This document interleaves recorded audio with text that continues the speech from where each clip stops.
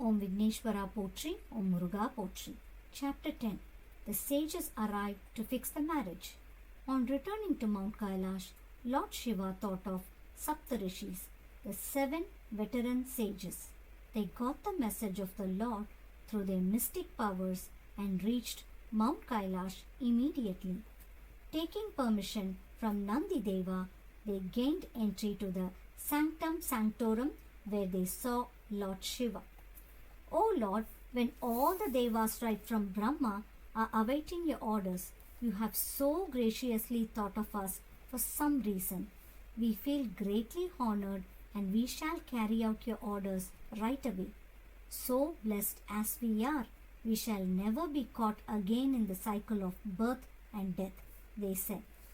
My dear sages, Parvadrajan's daughter Parvati has desired to marry me, for which she had been in absolute meditation all along.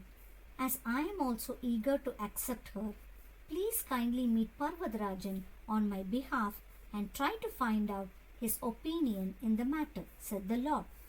The sages accordingly took leave of the Lord, and on getting the message of their arrival through his guards, Parvadrajan and his wife received them heartily.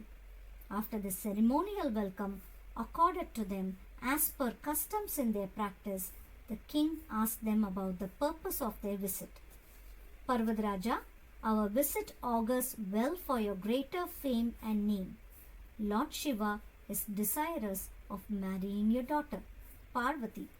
We have come here on his behalf to know your views, the sages said. Parvadrajan was immensely happy at the proposal.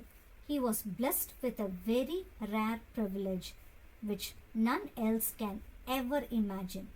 He bowed before the sages and said, I am extremely delighted to hear your words.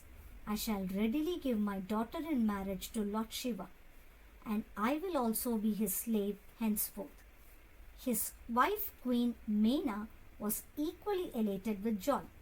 Addressing the sages with due respect, she said, O great men, Lord Shiva, who is responsible for all our existence, is most welcome to marry our daughter, and it is a great honor for us.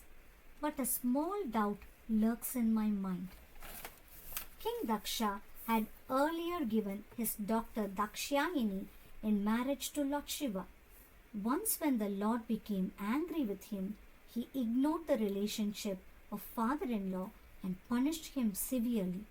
He went to the extent of chopping his head off and replacing it with that of a goat.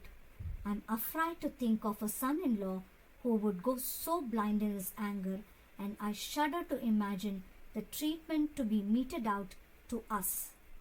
How can my young daughter carry on with him? The sages understood Queen Mena's hesitation. They consoled her and said, Fear not, O Queen. King Daksha's case was different.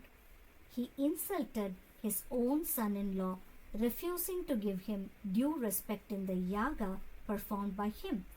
That triggered Lord's anger, and there again he saved him from becoming guilty of the great sin committed against God Almighty. He merely punished him gracefully.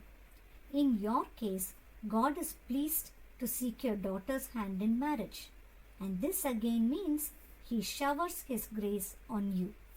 You may rest assured that he is always supreme in his kindness. Himavan agreed with the sages, and Queen Mena begged their pardon for her baseless fears. Soon after, the 7 sages took leave of them and informed Lord Shiva of their approval for the marriage. Chapter ended. Thank you.